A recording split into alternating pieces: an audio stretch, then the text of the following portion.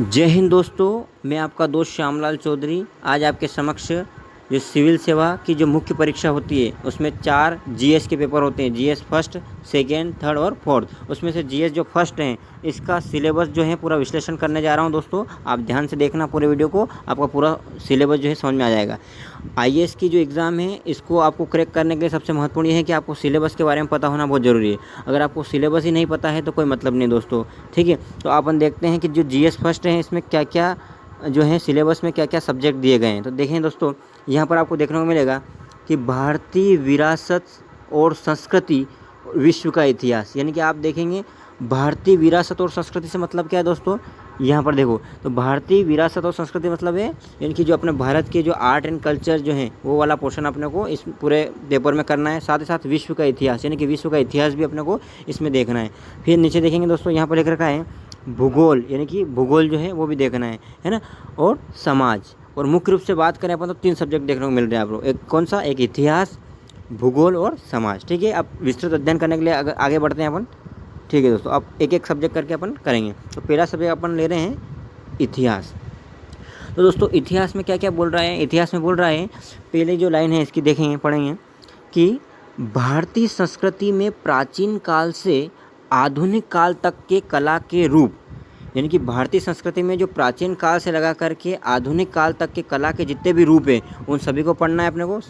कला के जितने भी रूप से मतलब ये जो महत्वपूर्ण हैं कलाएं हैं उनके बारे में पढ़ना है, ठीक है।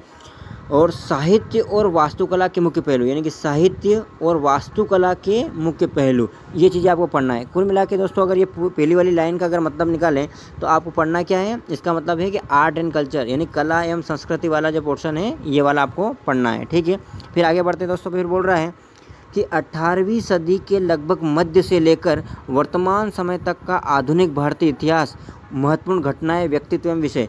यानी कि 18वीं सदी से लेकर अभी तक वर्तमान तक आपको क्या करना है, जो भी आधुनिक भारतीय इतिहास में महत्वपूर्ण घटनाएं हुई हैं या व्यक्तित्व हैं उनके बारे में भी पढ़ना है दोस्तों, ठीक है। तो इस प्रकार से इतिहास में 2 पॉइंट, तीसरे पॉइंट पर और चलते हैं अपन।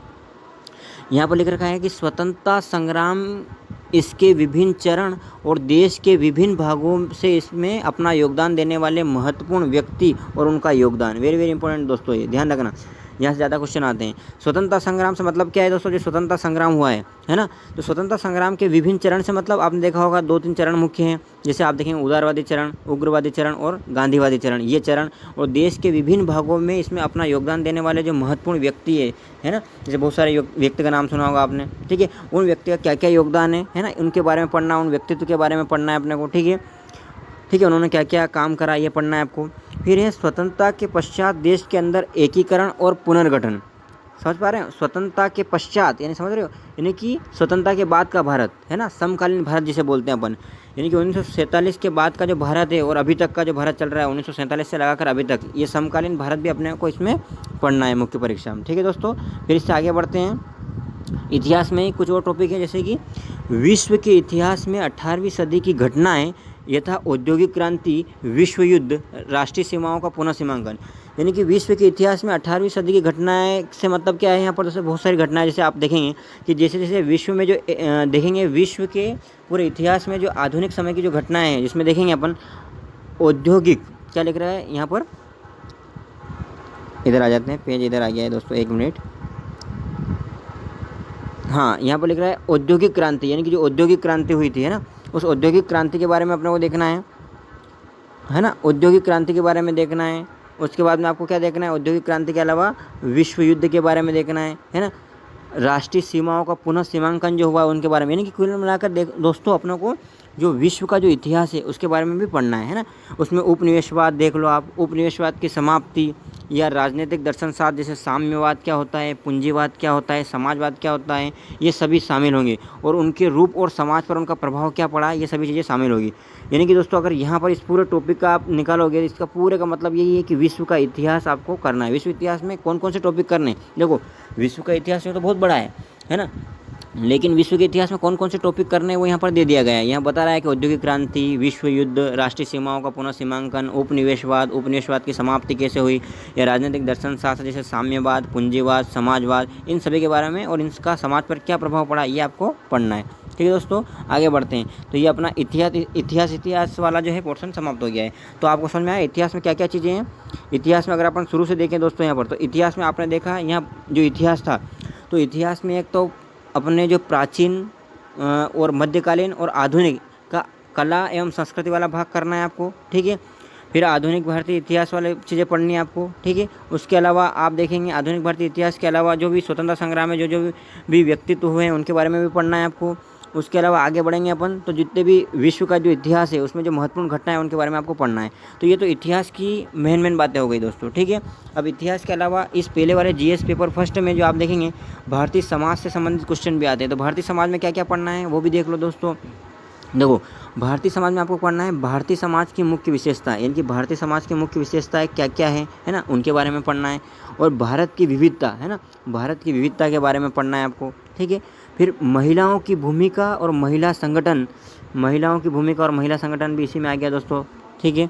फिर आगे बढ़ते हैं, यहाँ पर जनसंख्या एवं संबंध मुद्दे, यानी जनसंख्या और संबंधित मुद्दे, गरीबी और विकासात्मक विषय, ये भी इसी में आ गए हैं।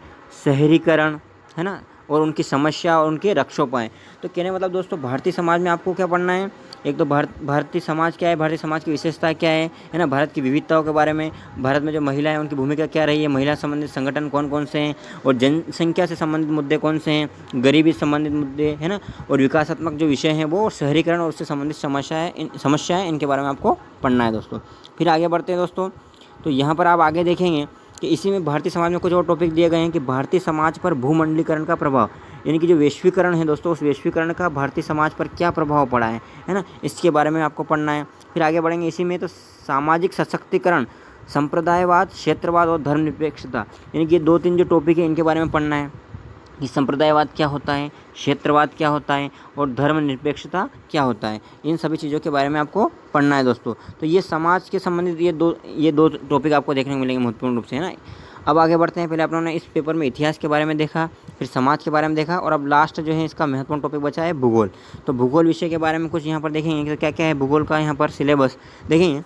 विश्व के भौतिक भूगोल की मुख्य विशेषता, यानी कि विश्व का जो भौतिक भूगोल है उसकी मुख्य विशेषताएँ देखनी अपने को, है ना। विश्व का जो भौतिक भूगोल है वो आ गया इसमें, ठीक है। फिर इससे आगे बढ़ते हैं, बोल रहा है कि विश्व भर के मुख्य प्राकृतिक संसाधनों का वितरण, यानी कि विश्व में कौन कौन से प्राकृतिक संसाधन हैं, कहाँ कहाँ पर है, और मुख्य रूप से वो भी कहाँ बोल रहा है, वो दक्षिण एशिया और भारतीय उपमहाद्वीप को शामिल करते हुए। यानी कि आपको पूरे विश्व में प्राकृतिक संसाधन तो देखना है, लेकिन मुख्य रूप से आपको क्या देखना है, जो दक्षिण एशिया है और या फिर भारतीय उपमहाद्वीप है इसको शामिल करते हुए देखना है, ठीक है।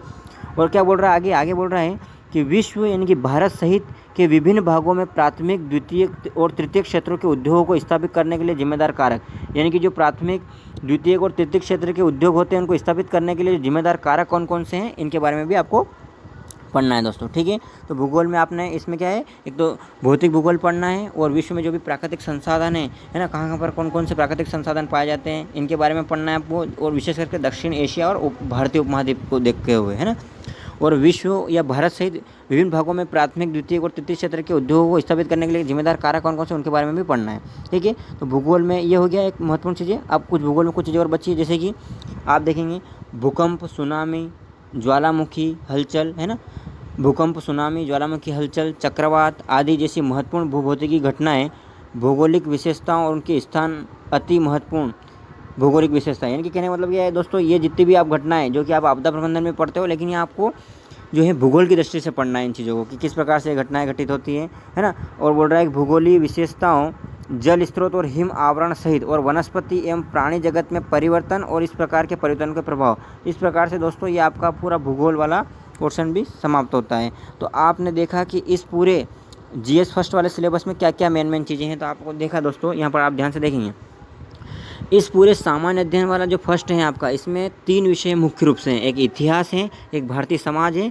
और एक भूगोल है। और ये जितना मैंने सिलेबस बताया मेरे हिसाब से नहीं बताया दोस्तों, ये पूरा जो है यूपीएससी ने दिया हुआ है, आप ऐसा देख सकते हैं। देखो इतिहास जो है, अब आपको एक बात मैं बता दूं कि जो इतिहास है आपका, इतिहास भी 3-4 भागों में है। जैसे कि आपने देखा होगा इतिहास में कला एवं संस्कृति है ना, पहला भाग क्या है, कला एवं संस्कृति आपको करना है इतिहास में। दूसरी बात आपको मॉडर्न इंडिया करना है आपको, ठीक है, यानी कि आधुनिक भारत करना है आपको। फिर आप आगे देखेंगे इसमें विश्व का इतिहास भी आपको करना है इसी में, और एक और आपको करना है समकालीन भारत, यानी कि 3-4 सब्जेक्ट पूरे होकर आपका इतिहास कंप्लीट होता है।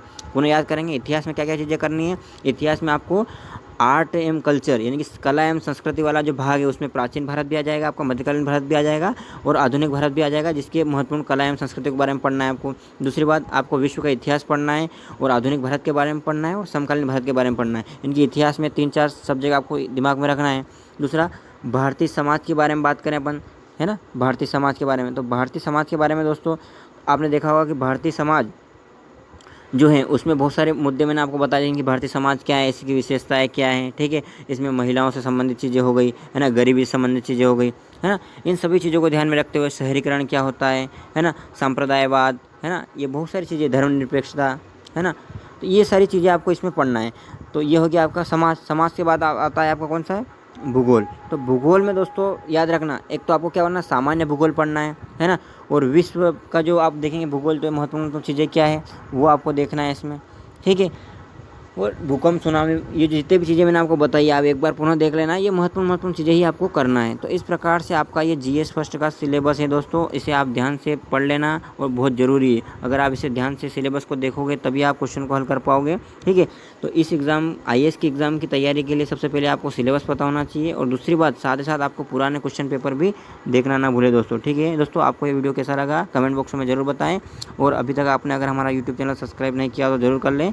हम आप तक इसी प्रकार की वीडियो लगातार लाते रहेंगे। जय हिंद, जय भारत दोस्तों।